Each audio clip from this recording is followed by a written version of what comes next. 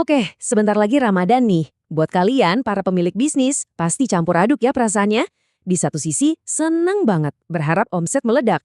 Tapi di sisi lain, ada cemas juga ngelihat pasar yang nggak pasti. Katanya sih tahun ini bakal lebih baik. Tapi beneran sesimpel itu? Nah, ini dia nih intinya. Di depan mata ada peluang pasar 3 triliun dolar. Gila, gede banget kan? Tapi ini bisa jadi pedang bermata dua. Kalau kita nggak siap, nggak ngerti cara mainnya, peluang ini bisa jadi jebakan boncos. Pertanyaannya sekarang, gimana caranya kita jadi yang untung, bukan yang buntung? Oke, sebelum kita ngomongin strateginya, kita harus sadar dulu, ada 3 lampu kuning nih, 3 tanda peringatan yang wajib banget kita perhatiin. Kalau kita ngeh soal ini, kita bisa hindarin kesalahan-kesalahan fatal yang bikin anggaran dan stok berantakan. Peringatan yang pertama, ini soal data ekonomi dari pemerintah. Kedengarannya resmi dan meyakinkan, tapi hati-hati, data ini bisa menipu. Seringkali kita telan mentah-mentah aja tanpa benar-benar ngelihat apa sih yang ada di baliknya. Coba dilihat kontrasnya di sini. Gokil kan? Pemerintah bilang, ada deflasi loh, minus 0,15%.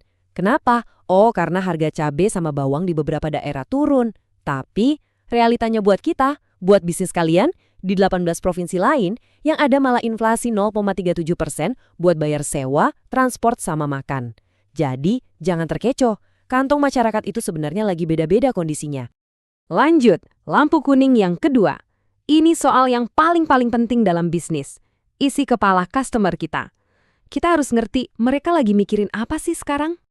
Intinya gini, customer kita tuh lagi tahan napas. Bukan karena mereka nggak punya duit, duitnya ada, tapi mereka super hati-hati. Tiap rupiah dihitung, dipikirin mateng-mateng, ini beneran butuh atau cuma pengen gaya-gayaan aja. Jadi jangan harap mereka bakal belanja kalap atau impulsif, nggak akan. Dan yang ketiga, ini peringatan yang gede banget. Sesuatu yang kalau nggak kita siapin dari sekarang, bisa-bisa bikin rantai pasokan kita berantakan total. Jadi gini, pemerintah mau bagi-bagi bansos dengan budget 4 kali lipat lebih besar. Niatnya bagus tentu, tapi efek sampingnya, kita para UMKM bisa jadi harus rebutan stok daging, beras, dan bahan pokok lain sama program pemerintah. Kalau nggak ada aturan main yang jelas, siap-siap aja harga bahan baku kita bisa meroket. Ini bahaya. Oke, cukup soal tantangannya. Sekarang kita balikan ceritanya. Kita lihat sisi cerahnya, peluang emas yang jauh lebih besar. Karena di balik semua tantangan lokal tadi, ada sebuah gempa di pasar global yang harus kita manfaatin. 3,1 triliun dolar. Coba biarin angka itu meresap dulu. 3,1 triliun dolar. Wow, itu prediksi nilai pasar halal global di tahun 2027. Ini bukan cuma angka loh, ini adalah 2,15 miliar orang yang cara belanjanya lagi berubah total. Ini adalah tsunami ekonomi dan kita harus bisa berselancar di atasnya. Dan yang paling seru, pusat dari gempa ini tuh ada di dekat kita banget, di tetangga kita. Di Asia Tenggara aja ada lebih dari 280 juta konsumen muslim. Dan lihat deh, Indonesia itu pusatnya, episentrumnya. Kelas menengah kita lagi tumbuh pesat dan mereka haus akan produk-produk berkualitas yang sesuai sama nilai-nilai mereka. Terus pertanyaannya, gimana caranya nyambungin antara tantangan lokal yang ribet tadi sama peluang global yang gede banget ini? Jawabannya cuma satu kata, tapi powerful, digital. Inilah kunci sakti buat menangin Ramadan 2026. Kenapa harus digital? Simple, karena dompet customer lagi nggak tebel-tebel amat. Kalau duit pas-pasan, orang nggak akan asal beli. Mereka bakal jadi detektif online dulu. Riset, baca review, bandingin harga, cari yang paling worth it.